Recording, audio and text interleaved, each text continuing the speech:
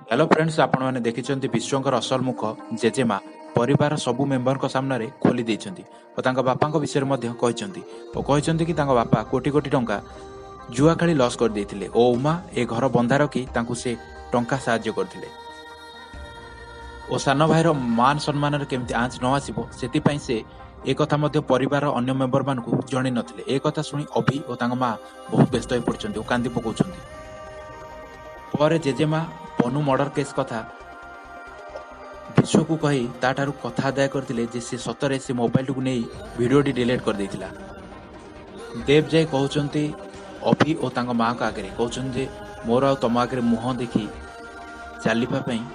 साहस नहीं।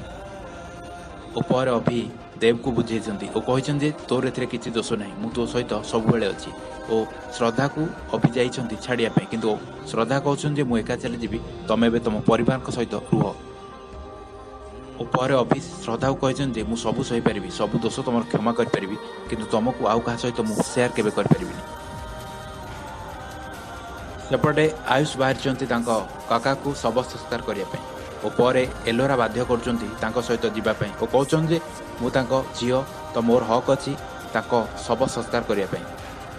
और सिद्धि और माँ आसुँच कहते आजिकल झील मैंने भी मुखा किन देले तो एलोरा मुखा किन देले किसी असुविधा ना कि आयुष ए सब कथा किसी भी शुणुना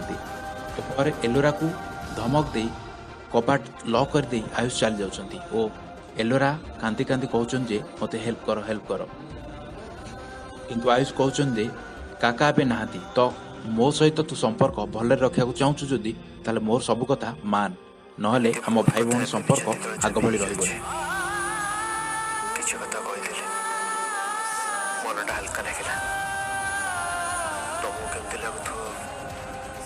से कथा तमें ही कहि पारिबो।